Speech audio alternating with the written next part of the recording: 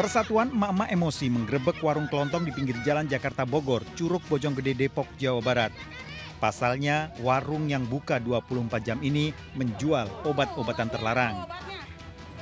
Saat menggeledah isi warung, warga menemukan satu tas berisi obat keras, salah satunya berjenis tramadol yang tidak boleh dijual bebas.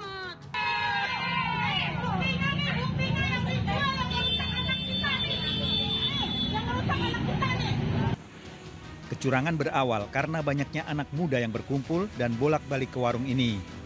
Warga kemudian membawa penjaga warung ke polisi dan meminta warung ditutup. Dari Depok, Jawa Barat, Iyung Rizky melaporkan. Wah iya, lo ketahuan lo, maling lo. 4 pencuri motor bersenjata api dan senjata tajam beraksi di Pantai Indah Kapuk, Penjaringan, Jakarta Utara. Para pelaku mengacungkan senjata api dan senjata tajam pada warga serta satpam. Satpam bahkan menghentikan semua kendaraan yang masuk ke kawasan Pantai Indah Kapuk. Para pelaku bersembunyi di sungai kecil di kawasan golf dan dicari keberadaannya. Para pelaku berhasil ditangkap polisi dan satpam. Pelaku diamuk warga hingga babak belur, 1 orang lolos dari pencarian. Polisi membawa para pelaku ke kantor polisi untuk menjalani pemeriksaan. Sementara 2 satpam dan seorang warga sipil yang menjadi korban menjalani pengobatan di rumah sakit. Dari Jakarta, Sofyan Firdaus melaporkan.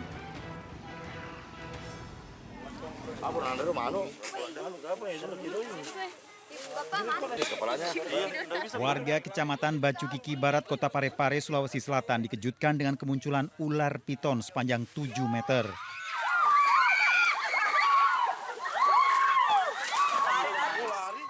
Ular piton sebelumnya hampir saja menerkam seorang nelayan yang melintas. Petugas pemadam kebakaran dan warga menghubungi petugas damkar untuk mengevakuasi ular piton. Saat akan ditangkap, ular sempat kabur hingga membuat warga panik. Usai tertangkap, ular dibawa ke kantor dinas pemadam kebakaran untuk selanjutnya dilepas liarkan ke hutan yang jauh dari pemukiman warga. Dari Parepare, Sulawesi Selatan, Erwin Eka Pratama, iNews melaporkan.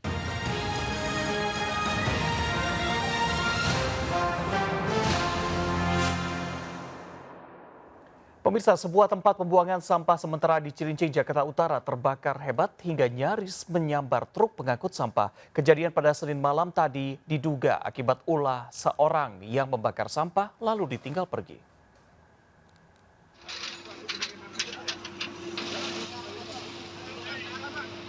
Api membakar tumpukan sampah di tempat pembuangan sementara di kawasan Marunda, Cilincing, Jakarta Utara.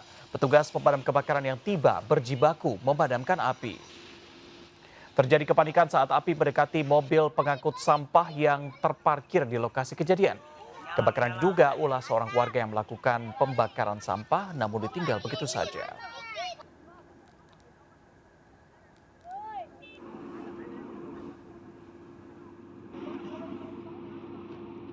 Pemirsa, tepikan kendaraan Anda jika Anda mengantuk saat berkendara. Jangan ambil resiko apalagi bila nyawa menjadi taruhannya. Di Pati, Jawa Tengah ada 6 orang yang meninggal dunia akibat sopir bus yang mengantuk hingga menabrak 2 truk tronton di depannya.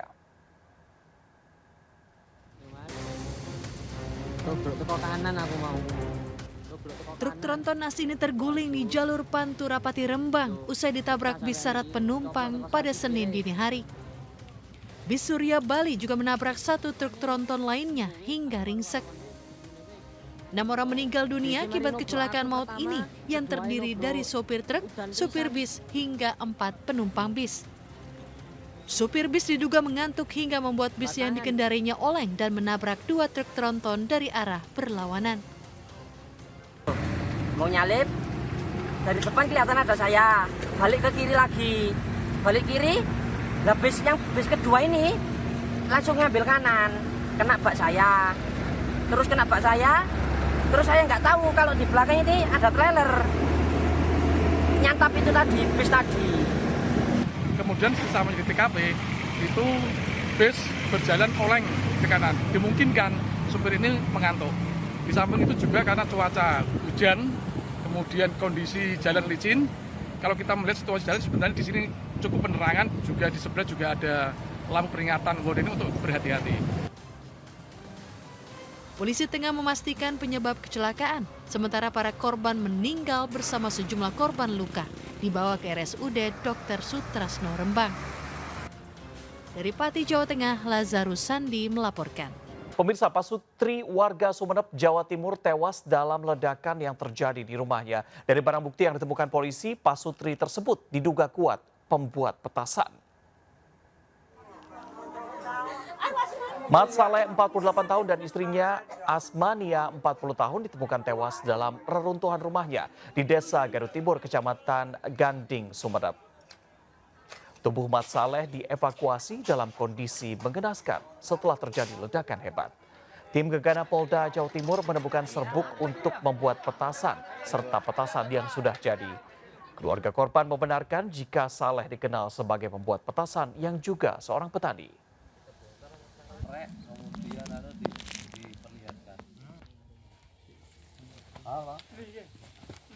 TKP dan penanganan dugaan bom dari tim Gegana 105 Polda Jatim menemukan beberapa bukti berupa serbuk bahan peledak serta.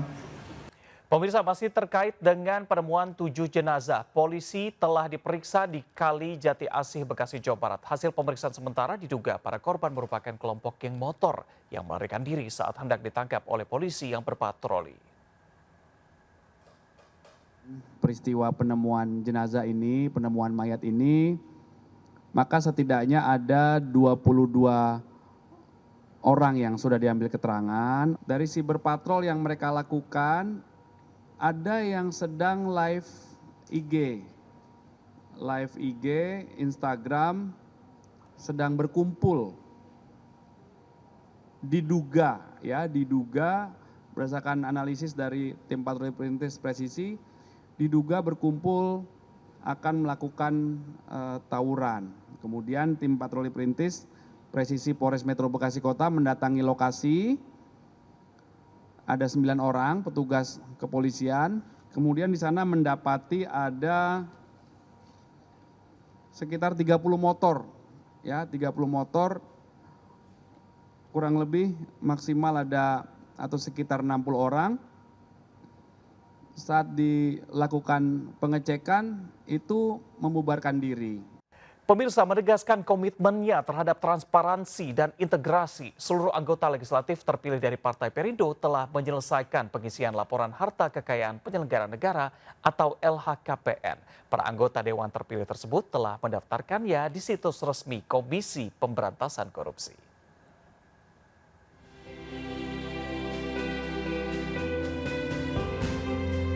Partai Perindo telah membuktikan diri sebagai partai yang memiliki komitmen kuat terhadap transparansi dan integritas. Para anggota legislatif terpilihnya telah mendaftarkan laporan harta kekayaan penyelenggara negara atau LHKPN ke Komisi Pemberantasan Korupsi. Dari total 381 anggota Dewan terpilih, 281 diantaranya merupakan anggota baru dan sudah melaporkan harta kekayaannya ke KPK. Semangat anti korupsi inilah yang sebenarnya kita ingin wujudkan supaya kepercayaan masyarakat terhadap Partai Perindo itu terus meningkat dan insya Allah kita bisa jadi partai yang amanah. Nah, pada saat proses pelaporan itu kita melakukan berbagai macam pendampingan terhadap anggota legislatif kita. Partai yang dipimpin Ketua Umum Angela Tanusudibio ini menegaskan komitmennya untuk bertransformasi menjadi partai yang bersih, transparan, dan berintegritas untuk mensejahterakan masyarakat. Tim Liputan iNews melaporkan. Pemirsa, Kementerian Pariwisata dan Ekonomi Kreatif terus berupaya mendorong pelaku ekonomi kreatif di berbagai daerah. Salah satunya di Kabupaten Banyuwangi, Jawa Timur. Sebagai kabupaten di ujung timur Pulau Jawa, Banyuwangi memiliki segudang potensi wisata dan ekonomi kreatif yang dapat mendongkrak ekonomi daerah. Workshop Kabupaten Kota Kreatif ke-19 di tahun 2024 digelar di Kabupaten Banyuwangi, Jawa Timur. Dalam workshop yang dihadiri ratusan pelaku ekonomi kreatif ini, Menparekraf Sandiaga Salahuddin Uno mendorong untuk terus berinovasi, berkarya, serta membangun jejaring agar dapat mengembangkan potensi pariwisata dan ekonomi kreatif hingga mampu bersaing ke kancah global. Menjadikan Banyuwangi sebagai kabupaten kreatif yang tercatat di level nasional dan bisa ditingkatkan ke level dunia. harapannya ini bisa terwujud di beberapa bulan ke depan. Kita sebagai pelaku UMKM tentunya mudah-mudahan produk-produk kita semakin dikenal, semakin pemasarannya juga bisa lebih luas lagi. Pengembangan potensi ekonomi kreatif juga dilakukan melalui program Santri Digitalpreneur di Pondok Pesantren Mabadiul Ihsan, Kabupaten Banyuwangi, Jawa Timur. Bersama Menpan RB Azwar Anas, Menparekraf Sandiaga Salahuddin Uno memberikan pemahaman mendalam tentang dunia digital kepada para santri. Mereka juga dibekali kiat-kiat membuat konten yang menarik agar mendatangkan peluang ekonomi dan membuka peluang usaha. Saya kira kegiatan ini bagus, ke depan bisa terus dilanjutkan, mungkin bisa dievaluasi selama beberapa rangkaian kegiatan ini, plus minusnya seperti apa sehingga ke depan bisa terus tingkat. Di Banyuwangi, Sandiaga Uno juga menghadiri semarak event unggulan di Desa Wisata atau Senandung Dewi dan program Betty Dewi di Agrowisata Taman Suruh, Banyuwangi. Betty Dewi merupakan salah satu program andalan Kemenparekraf untuk memperkuat promosi desa wisata Indonesia melalui berbagai macam event dan pendampingan pengelolaan tempat wisata sebagai salah satu upaya mendorong target 1,5 miliar pergerakan wisatawan Nusantara. Dari Kabupaten Banyuwangi, Jawa Timur, Fakih Satrio, iNews melaporkan.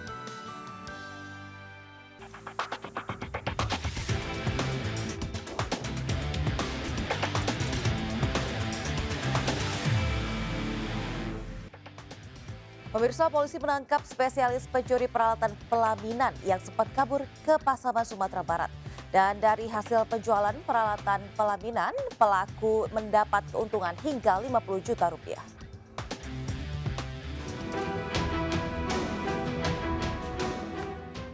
Tim Kelewang Satuan Reskrim Polresta Padang, Sumatera Barat akhirnya menangkap pria berinisial H di Pasaman, Sumatera Barat.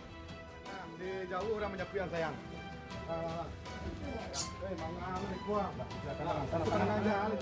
H dikenal sebagai spesialis pencuri peralatan pelaminan. Untuk menghilangkan jejak, H langsung kabur keluar daerah usai beraksi. Perburuan polisi pun membuahkan hasil dengan membekuk H di sebuah warung makan di Pasaman. Pelaku mengaku sudah 7 kali beraksi di lokasi yang sama. Kami jajaran tim Kelewang Polresta Padang hari ini menyambung giat kemarin. Jadi masih ada 1 orang lagi pelaku pencurian dengan pemberatan yang TKP di sebuah pelaminan yang mana kerugian berkisar sekitar 100 juta lebih kurang. Untuk pelaku yang satu lagi berada di luar kota seputaran daerah Pasaman. Pelaku mengaku mendapatkan keuntungan hingga 50 juta rupiah dari hasil menjual peralatan pelaminan curian. Pelaku terancam hukuman di atas 9 tahun penjara. Dari Padang, Sumatera Barat, Budi Sunandar melaporkan. Pemirsa, waspada aksi dukun palsu. Di Kota Makassar, seorang pria yang mengaku dukun justru mencuri HP milik penjual benang.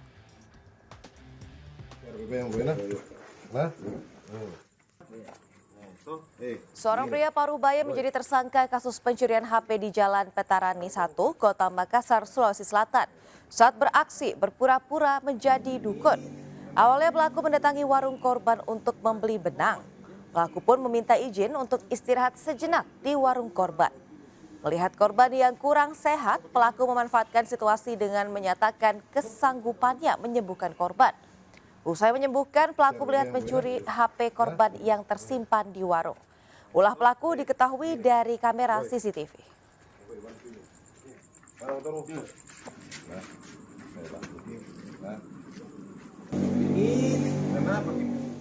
Pemirsa, kasus pembunuhan anak berusia 5 tahun di Lebak, Banten, motifnya selain utang piutang, ternyata ada penyimpangan seksual.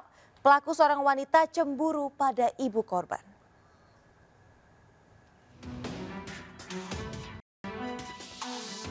Lima pelaku pembunuhan dan pembuangan jasad korban bocah berusia 5 tahun di Pantai Cihara, Lebak, Banten ternyata 3 perempuan dan pembuangnya 2 pria. Pelaku Sainah, Rahmi, Emi, Ujang, dan Yayan. Kelima pelaku memiliki peran masing-masing. Sainah dan Rahmi memiliki utang pada pinjaman online sebesar 70 juta rupiah yang memakai nama ibu korban.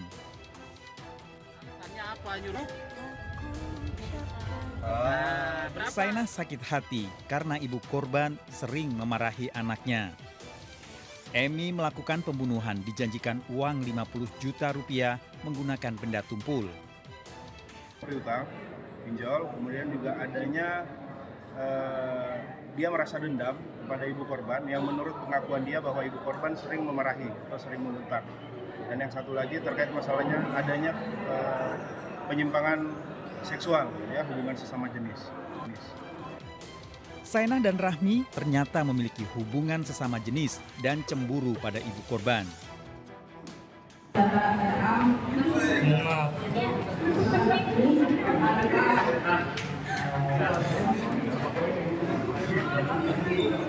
Karena kami rencana mau punya usaha es. Sementara dua pria yang membuang jasad korban diberi uang Rp100.000. Sebelumnya korban dinyatakan hilang saat berada di rumahnya pada Selasa 17 September 2024 usai ditinggal sang ibu menjemput sang ayah yang tak jauh dari kediamannya. Korban dibunuh di gudang dengan ditutup lakban serta benda tumpul, sedangkan pelaku pembuangan balita telah menunggu di luar. Para tersangka terancam hukuman 15 tahun penjara. Dari Cilegon, Banten, Iskandar Nasution, iNews melaporkan. Pemirsa, terdakwa kasus pembunuhan Raden Andante Halif Pramudityo, anak pasangan artis Tamara Tiasbara dan Angger Dimas, Yuda Arfandi menjalani sidang lanjutan di Pengadilan Negeri Jakarta Timur. Dan dalam sidang lanjutan, Yuda dituntut pidana mati. Nama orang lain sebagaimana dalam dakwaan pertama primer Andante Pramudityo dari RSJWCC hasil yang... Sidang kasus kematian Dante, bocah 6 tahun yang melibatkan terdakwa Yuda Arfandi, kembali digelar di Pengadilan Negeri Jakarta Timur Senin siang. Dalam sidang, agenda tuntutan dari jaksa penuntut umum dihadiri ibu dan juga nenek korban. Berdasar alat bukti, keterangan saksi dan juga ahli di persidangan, jaksa penuntut umum menilai tidak ada yang meringankan dari perbuatan terdakwa. Terlebih, terdakwa Yuda Arfandi melakukan pembunuhan berencana sesuai pasal 340 KUHP terhadap Dante. Dan atas perbuatan terdakwa menghilangkan nyawa korban dengan menenggelamkan kepala korban sebanyak 12 kali di kolam renang, jaksa penuntut umum penuntut terdakwa dengan pidana mati. Rencananya sidang akan kembali digelar 7 Oktober 2024 dengan agenda pembelaan terdakwa.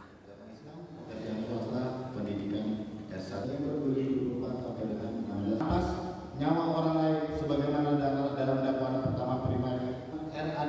Pemirsa, teka-teki perampokan disertai kekerasan yang menewaskan seorang pria asal Kampung Cimayang, Pamijahan, Kabupaten Bogor, Jawa Barat terungkap. Pelaku merasa sakit hati karena ditagih utangnya oleh korban dan pelaku membantah flexing home tour rumah oleh istri korban menjadi pemicu perampokan.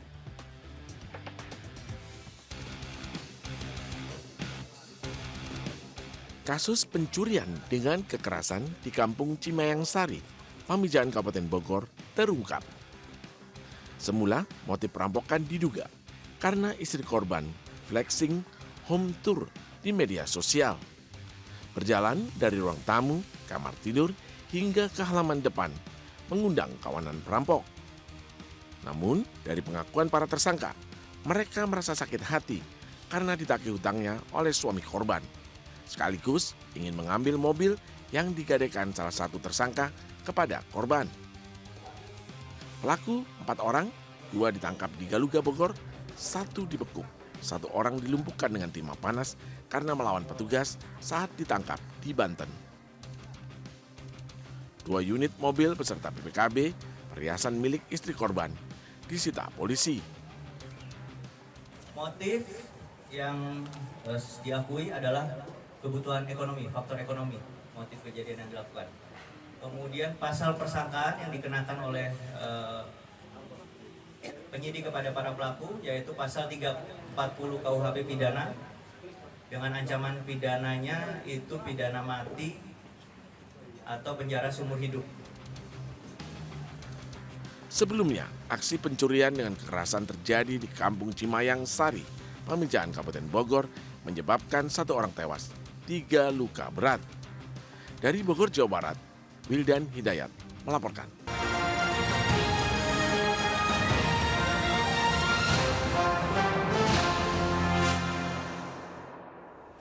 Kembali bersama kami di Seputaran News Pagi. Pemirsa, 3 paslon gubernur dan wakil gubernur Jakarta antusias setelah mereka memperoleh nomor urut. Ya, pasangan Ridwan Kamil dan Suswono mendapat nomor urut 1. Nomor urut 2 pasangan Dharma Pongrekun dan juga Kunwardana, dan nomor urut 3 pasangan Pramono Anung dan Rano Karno.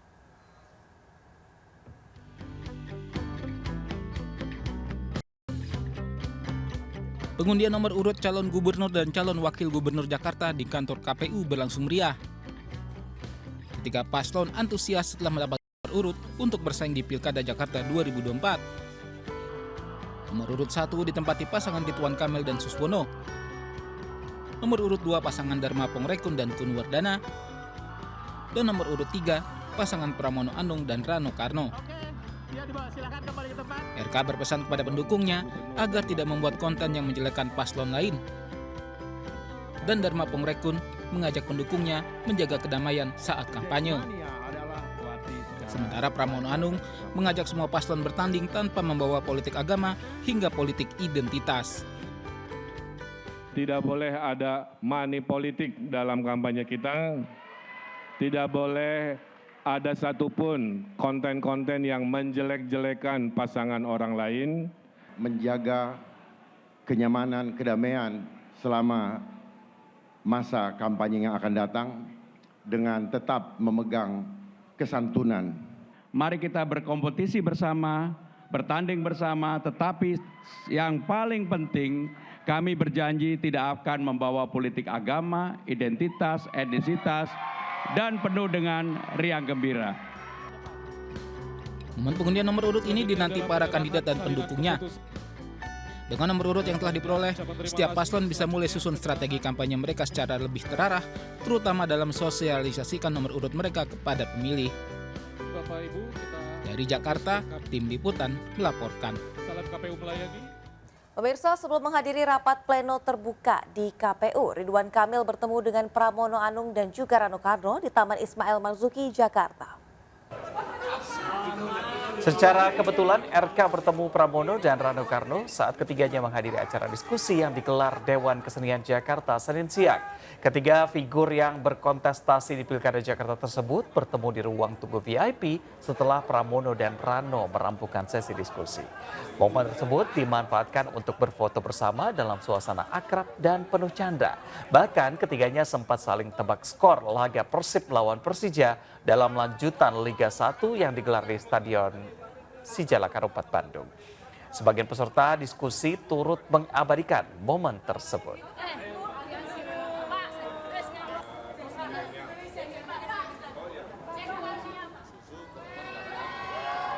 Sementara itu di Pilkada Jawa Timur, pasangan Hovifah Indar Parawangsa dan Emil Dardak mendapat nomor urut 2. Selanjutnya pasangan Tri Risma Harani dan Gus Hans mendapatkan nomor urut 3.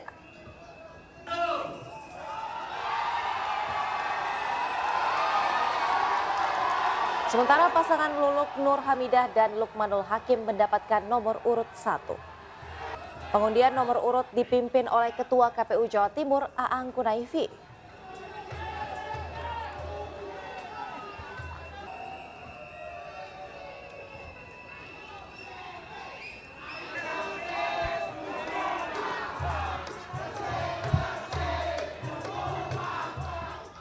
Pemirsa, pasangan Airin Rahmidiani dan Ade Sumardi mendapat nomor urut 1 dan pasangan Andra Soni Dindiati Natakusuma mendapatkan nomor urut 2 di Pilkada Gubernur Banten. Sedangkan dari bursa calon Bupati Tangerang, pasangan Maesal Intan yang didukung Partai Perindo dan Kim Plus mendapat nomor urut 2. Pasangan Madromli Irfansyah nomor urut 1 dan juga pasangan Zulkarnain dan Leri menempati nomor urut 3.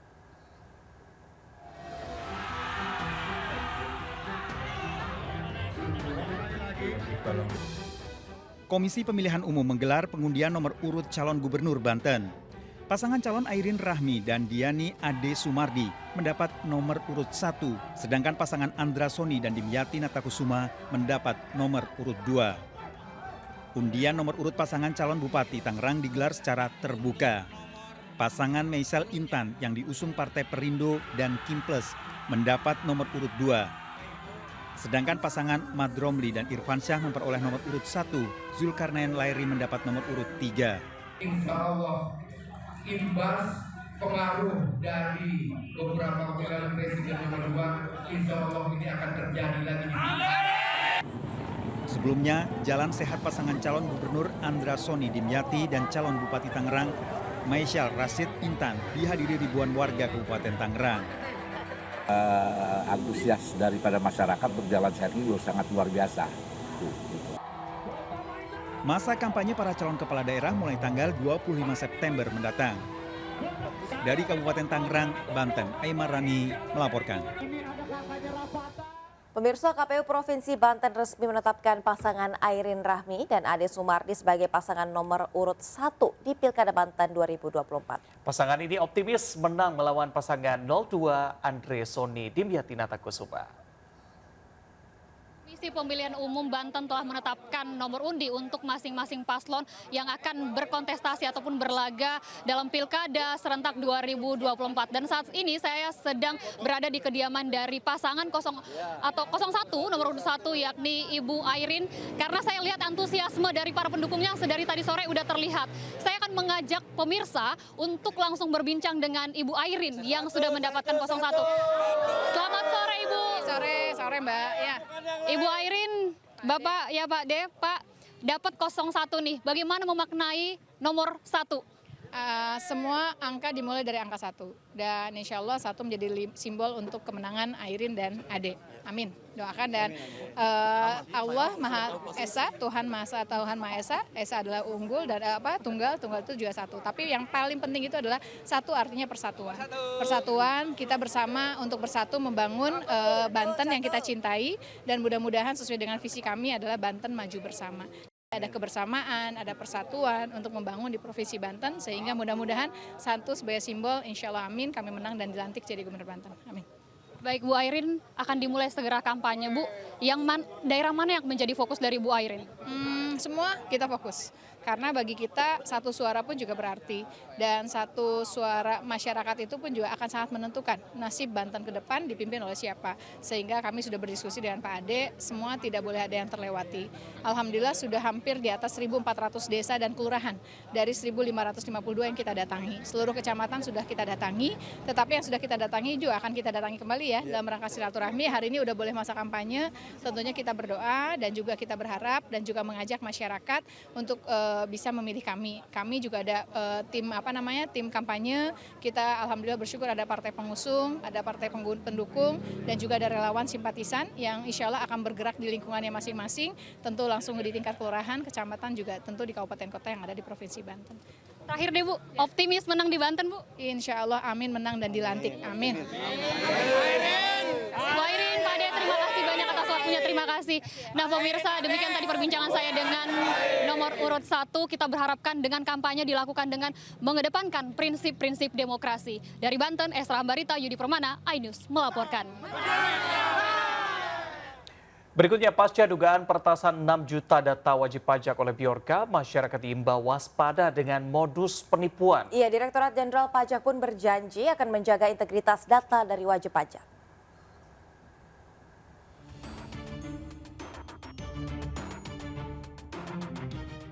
Pasca dugaan peretasan 6 juta data wajib pajak yang dilakukan peretas Bjorka, masyarakat diimbau waspada dengan modus penipuan. Pasalnya kebocoran data NPWP bisa berpotensi terjadinya tindak pidana akibat penyalahgunaan kebocoran data NPWP dengan modus ancaman membayar denda pajak. Mengatasi hal tersebut, Direktur Penyuluhan Pelayanan dan Hubungan Masyarakat Dirjen Pajak Dwi Astuti menyatakan pihaknya telah berkoordinasi dengan Kemenkominfo, Badan Cyber dan Sandi Negara serta Polri untuk menindaklanjuti dugaan kebocoran data tersebut sesuai ketentuan yang berlaku. Pihaknya juga berjanji akan terus berupaya memberikan pelayanan terbaik dan menjaga integritas data wajib pajak di tengah era digital yang semakin berkembang. Direktorat Jenderal Pajak berkomitmen untuk selalu menjaga kerahasiaan keamanan data wajib pajak dengan baik pada sistem informasi dan infrastruktur milik Direktorat Jenderal Pajak, serta akan terus berupaya untuk meningkatkan sistem keamanan dan perlindungan data wajib pajak dengan melakukan evaluasi dan penyempurnaan tata kelola data dan sistem informasi melalui pembaruan teknologi, pengamanan sistem, dan security awareness. Sementara guna mencegah potensi pencurian data, ada baiknya pengguna wajib pajak menjaga keamanan data pribadi dengan melakukan sejumlah langkah. Di antaranya, wajib pajak dianjurkan memperbaharui antivirus, rutin mengganti kata sandi, serta menghindari membuka tautan atau mengunduh file yang mencurigakan. Sudah seharusnya kasus kebocoran jutaan data NPWP ini menjadi peringatan keras pemerintah untuk meningkatkan keamanan cyber, mengingat peretasan data ini bukannya kali pertama terjadi di Indonesia. Ini dilakukan agar para pelaku cybercrime tidak semakin merajalela melancarkan modus-modus penipuan pajak terhadap korban. Di Jakarta, Heru Triguniarto, iNews, laporkan. Jadi Aulia dan juga pemirsa, ini ternyata PSSI terus melakukan gebrakan dengan merekrut pemain berdarah Indonesia untuk menghuni skuad merah putih. Ya, ini ex pemain Bayer Leverkusen, Reno Mons disebut pantas untuk bergabung di bawah asuhan Shin Tae-yong tanpa proses naturalisasi.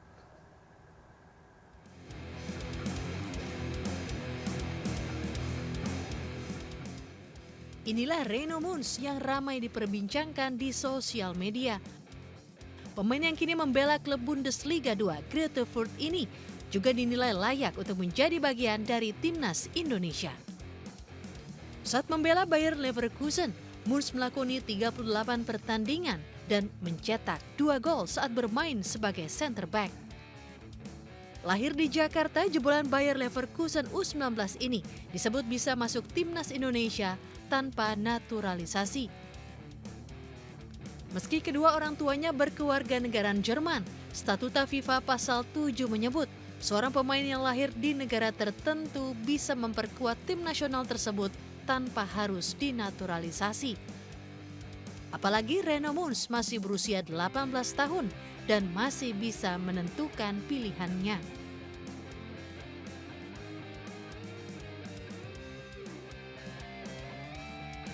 Sosok Reno Mons menjadi salah satu aset jangka panjang jika direkrut timnas Indonesia. Dengan lahir di Jakarta, Mons hanya perlu menyatakan tertarik untuk membela tim nasional Indonesia dan diberikan kartu tanda penduduk atau KTP sebagai tanda sah warga negara Indonesia. Ya, pemirsa, mengusung semangat Don't Stop Me Now, anak muda diajak berkreasi sambil meningkatkan potensi diri melalui gelaran Come See Me Festival di Kompleks Candi Prambanan, Yogyakarta. Acara tersebut sekaligus anniversary ke-20 brand mie instan pilihan Gen Z. Berbagai keseruan mewarnai Come See Me Festival 2024 yang berlangsung di Kompleks Candi Prambanan, Yogyakarta. Acara diisi dengan berbagai kegiatan menarik, diantaranya talk show bersama grup band kota, aneka games menarik hingga pertunjukan musik menampilkan grup band Geisha. Kegiatan yang menyasar para penonton dari Gen Z ini sukses menarik minat para anak muda untuk menjadi kreatif dan inovatif. Di sini kita membawa yang namanya spirit Don't Stop Me Now, karena 20 tahun itu kan usia yang masih muda, jadi kita punya spirit nih di mana kita pengen terus mengeksplor, kita terus berinovasi, kita terus kasih yang terbaik. Nah, dengan harapan bahwa 20 tahun ini jadi momentum yang tepat gitu.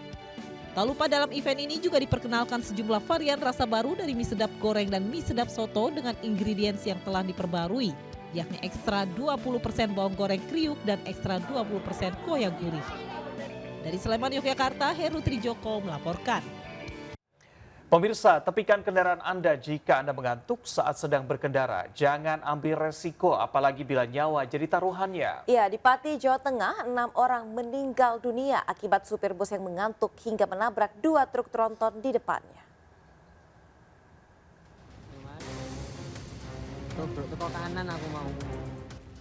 Truk tronton nasi ini terguling di jalur Pantura Pati Rembang usai ditabrak bis syarat penumpang pada Senin dini hari.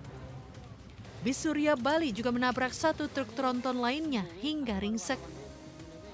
6 orang meninggal dunia akibat kecelakaan maut ini yang terdiri dari sopir truk, supir bis hingga 4 penumpang bis. Supir bis diduga mengantuk hingga membuat bis yang dikendarinya oleng dan menabrak 2 truk tronton dari arah berlawanan. Mau nyalip, dari depan kelihatan ada saya, balik ke kiri lagi, balik kiri. Nah bis kedua ini langsung ngambil kanan, kena bak saya. Terus kena bak saya, terus saya nggak tahu kalau di belakang ini ada trailer. Nyantap itu tadi, bis tadi. Kemudian sesama di TKP, itu bis berjalan oleng ke kanan. Dimungkinkan supir ini mengantuk. Di samping itu juga karena cuaca hujan, kemudian kondisi jalan licin. Kalau kita melihat situasi jalan sebenarnya di sini cukup penerangan, juga di sebelah juga ada lampu peringatan warning untuk berhati-hati. Polisi tengah memastikan penyebab kecelakaan, sementara para korban meninggal bersama sejumlah korban luka dibawa ke RSUD Dr. Sutrasno Rembang. Dari Pati, Jawa Tengah, Lazarus Sandi melaporkan. Ya, sementara itu pemirsa, 6 orang meninggal dunia setelah mobil travel yang mereka tumpangi menghantam mobil towing di Jalan Raya Banyuwangi, Situbondo. Kecelakaan akibat sopir mobil travel mengebut hingga oleng.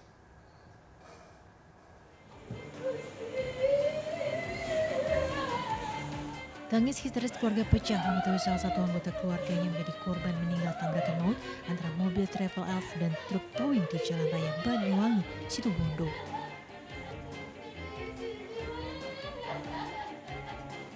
Empat orang meninggal di lokasi kejadian, sementara 2 lainnya meninggal saat dirawat di RSU Belambangan, Banyuwangi. Rata-rata korban meninggal akibat luka serius pada bagian kepala dan dada. Kecelakaan terjadi pada dini hari, di mana para korban tengah tertidur ketika peristiwa naas itu menimpa mereka. Jadi saya diberitahu sama warga, katanya itu sopir di depan travel, Pak. Katanya itu selingnya putus, terus bigonya itu jatuh, terus pas keroannya itu hantam mobil. Pada waktu kejadian tahu nggak bagaimana? Nggak tahu, Mas. Waktu itu saya tidur. Terus tahu-tahu bagaimana? Tahu saya sudah di rumah sakit. Sudah ada rumah sakit ya. Berdasarkan keterangan saksi mata, mobil travel elf berpenumpang 18 orang melaju kencang dari arah Situbondo, namun elf tiba-tiba oleng dan menghantam mobil towing yang mengangkut ekskavator. Diduga sopir travel terburu-buru menuju pelabuhan Ketapang untuk segera menyeberang ke Bali. Menurut polisi yang melakukan olah TKP, diduga kondisi rem mobil elf juga aus sehingga tak layak jalan. Dari Banyuwangi, Jawa Timur, Aris Utomo, iNews melaporkan.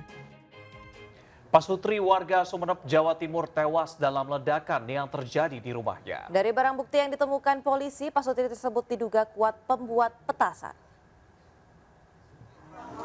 Mat Saleh 48 tahun dan istrinya Asmaniah 40 tahun ditemukan tewas dalam reruntuhan rumahnya di Desa Gadu Timur, Kecamatan Ganding, Sumeneb. Tubuh Mat Saleh dievakuasi dalam kondisi mengenaskan setelah terjadi ledakan hebat. Tim Gegana Polda Jawa Timur menemukan serbuk untuk membuat petasan, serta petasan yang sudah jadi. Keluarga korban membenarkan jika Saleh dikenal sebagai pembuat petasan yang juga seorang petani. Olah TKP dan penanganan dugaan bom dari tim Gegana Satrimo Polda Jatim menemukan beberapa bukti berupa serbuk bahan peledak serta. Pemirsa, kasus pembunuhan anak berusia 5 tahun di Lebak, Banten, motifnya selain utang piutang ternyata ada penyimpangan seksual. Pelaku seorang wanita cemburu pada ibu korban.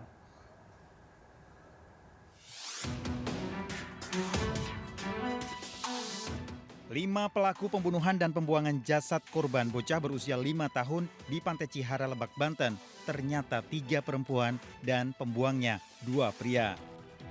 Pelaku Sainah, Rahmi, Emi, Ujang, dan Yayan. Kelima pelaku memiliki peran masing-masing. Sainah dan Rahmi memiliki utang pada pinjaman online sebesar 70 juta rupiah yang memakai nama ibu korban.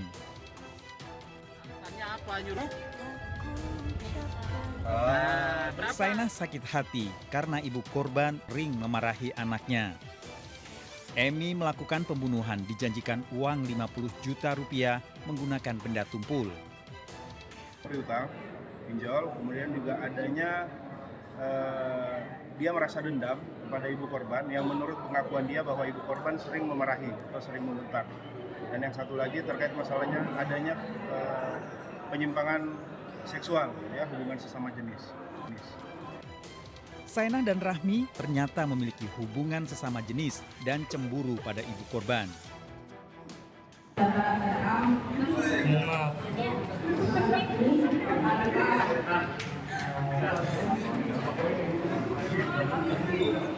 Karena kami rencana mau punya usaha Sementara dua pria yang membuang jasad korban diberi uang Rp100.000. Sebelumnya korban dinyatakan hilang saat berada di rumahnya pada Selasa 17 September 2024 usai ditinggal sang ibu menjemput sang ayah yang tak jauh dari kediamannya. Korban dibunuh di gudang dengan ditutup lakban serta benda tumpul, sedangkan pelaku pembuangan balita telah menunggu di luar. Para tersangka terancam hukuman 15 tahun penjara. Dari Cilegon, Banten, Iskandar Nasution, iNews melaporkan. Pemirsa, terdakwa kasus pembunuhan Raden Adante Halif Pramudityo, anak pasangan artis Tamarati Asmara dan anchor Dimas Yuda Arfandi, menjalani sidang lanjutan di Pengadilan Negeri Jakarta Timur. Dalam sidang lanjutan, Yuda dituntut pidana mati.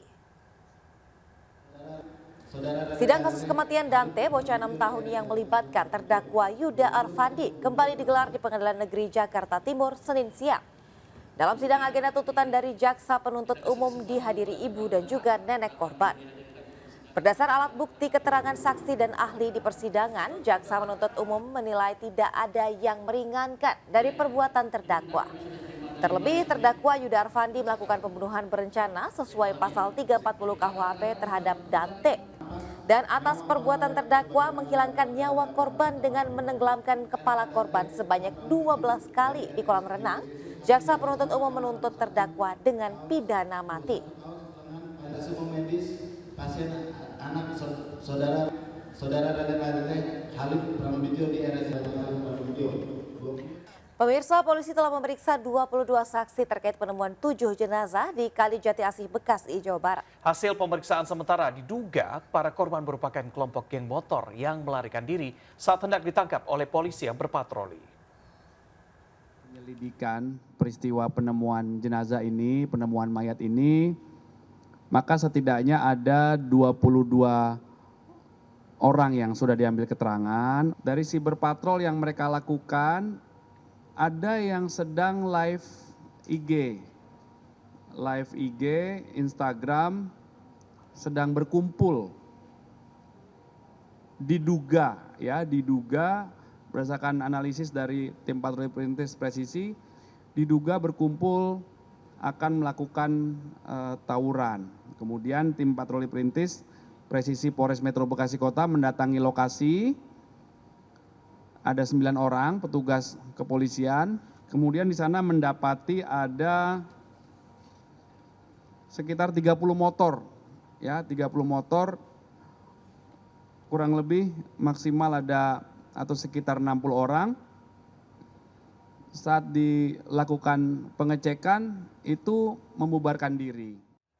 Kami akhiri jumpa kita pagi ini. Pemirsa, berita-berita yang kami sampaikan di program seputar iNews pagi hari ini juga dapat Anda lihat di okezone.com. Silakan men-scan barcode yang tertera. Saya Reza Helmi. Dan saya Aulia Wardanis, pamit undur diri, selamat beraktivitas, tetap semangat dan sampai jumpa.